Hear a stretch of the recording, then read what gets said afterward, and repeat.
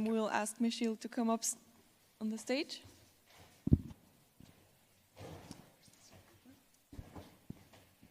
So the next and also last speaker of the session is Michiel Fokkelman. He's speaking on behalf of sponsor Beckman Coulter, but actually associated with the company Single Cell Discoveries, a clinical research service provider, providing services for single cell analysis. And he'll talk about that topic, I think. Thank you.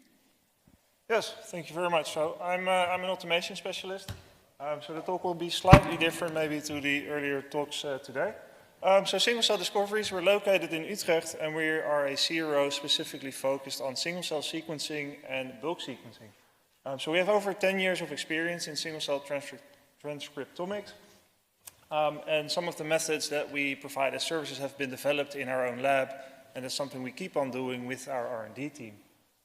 We have a long-standing relationship with plenty of pharma and biotech companies, not only, of course, in the Netherlands, but throughout Europe and outside of Europe as well. And we also work together with a lot of academic groups. Our current team consists of a large group of employees which are highly educated. Most of them have PhDs or masters, and they also represent different nationalities, so we have a nice melting pot of cultures. So what makes our service somewhat unique as a CRO is that we provide an end-to-end solution for sequencing. So really depending on the question, we can develop new methods, we can source tissue. So this is already at project design level. We collaborate with our clients to get the best setup.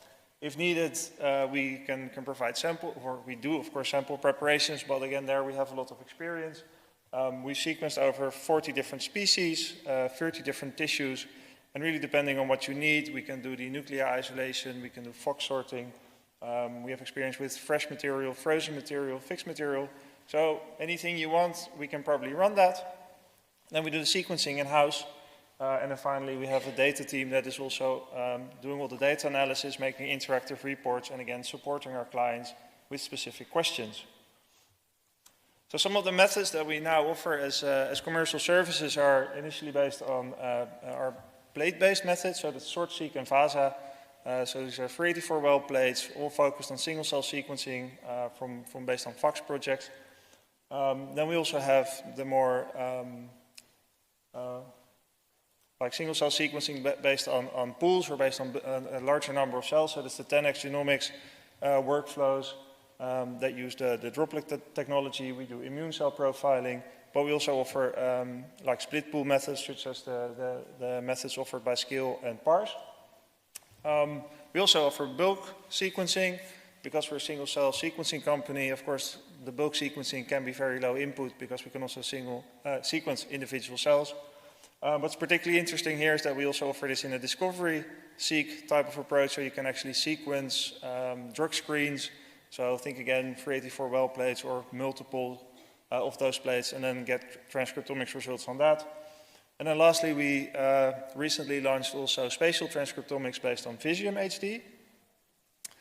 If those services are not sufficient, then we also offer custom solutions. So again, this would then be done by our R&D team, where we just make a method specific to your question, and that then can really address your specific needs. And we offer similar things for data consulting. If you don't have in-house expertise or need more help there, we offer consultancy. And we can also sequence your libraries in case you need help there. So all these methods are highly dependent on technology and also highly dependent on equipment. So already when single cell discovery started, we focused on getting automation on board, but also making sure that it's scalable. So we started with an Echo platform, which allowed us to do the single cell workflows already on the plate-based, but also to, of course, reduce reaction volumes and make it scalable, but also affordable. So over the years, of course, the prices have gone down for sequencing. And so we kept on building out our equipment to keep on increasing throughput or increasing samples. So one of our most recent additions has been a Biomech i7 from Beckman Coulter, which will be the focus of this talk.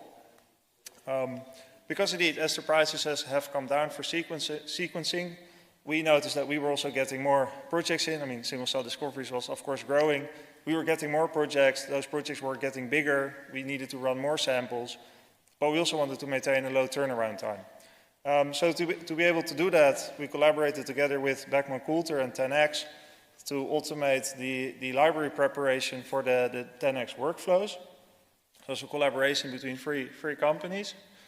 So briefly to explain the workflow for 10X, so this is the 3' and 5' kits. Those are all being run on the Chromium system from 10X. So it ultimately gives us cDNA samples, so we can then batch this up all the way up to 96 samples just to fill up a standard microtiter plate, and then run the gene library construction. Of course, we can run this with any other number of samples between 1 and 96, because that's the nice thing of having a liquid handler with a lot of flexibility that we can run any of those numbers of samples. So basically the workflow for that library construction is basically we start with a fragmentation and end repair. We do a double-sided cleanup using the SPRI select beads, so it allows us to do some size selection for the library. We do a ligation step, followed again by a cleanup. We do an indexing PCR, and then again use the SPRI select beads for another double-sided cleanup. So on our liquid handler, we had the option to put a thermocycler on there or not. So it would go at the cost of having deck positions available. We opted to take it out. So it means that we have one intermediate step that's not fully in there. But it doesn't really hurt our workflow. So here's a very simple picture of what the deck of an automated liquid handler looks like. So we have 20 plus deck positions available, so we can put on all the plates, all the tips, everything that you would need.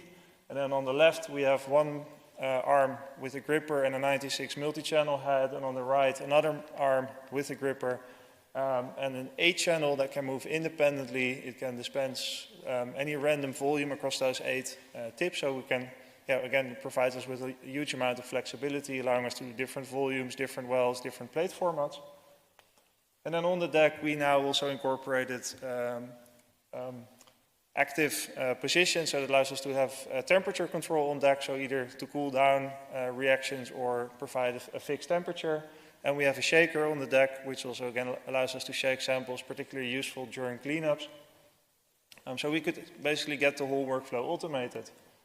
So what does it actually mean? Of course, today we've heard a lot of cool technologies, but all these technologies need to be, at some point, need to get scalable and automated. That it means that there's less time for the scientists in the lab. And this is basically what we were able to achieve with this collaboration, is that now we can run three times as many samples as before, but the overall runtime has been reduced, and most importantly, the hands-on time for the staff has reduced as well. So we only spend 1 hour now pretty much to run 3 times as many samples. And of course, one of the larger benefits of using lab automation is that you get higher reproducibility, you get better consistency across your samples, and you have a reduced risk of errors due to manual pipetting. And this is also what we see back in the data, of course, right? So it's nice to automate a workflow, but we do need to show that we have that consistency. So here we're looking at 3 different runs, 1 manual and 2 independent runs automated. And when we look at the same samples, whether that's a 3' kit or a 5' kit, we're able to get the same single cell signatures, and we're able to get the same composition of the samples. Also, if we look at the classification of the different cell types that we're able to find, we see that we get highly consistent results between the different runs, and also more consistency in the technical replicates within a run. So in summary, we've been able to set up this automated workflow in collaboration with Beckman on the i7. We do not see any difference in data quality, so we are able to obtain the same high quality that we want. We're able to extract the same number of cells, the same populations as before that we were getting in our manual preparations. But more importantly, we now have great reproducibility while reducing the time to run these workflows and these library preparations. So it's a big increase in throughput and a large reduction in hands-on time. Of course, if you need any help with your high-throughput sequencing projects or with other single-cell or bulk transcriptomics, please reach out to us. My name is on here, but you can also reach out to our sales team or just visit our website There's more details there also on all the other methods that we provide and services that we have. And of course, I also want to thank Beckman Coulter for allowing me to speak here today. So if you have any questions on lab automation itself, how to do this, or you know, what's the best workstation, I would recommend to reach out to Virish. He's very helpful. And alternatively, visit the booth there next to the poster session. And with that, I hope that there's still maybe somebody with a question before we go for lunch.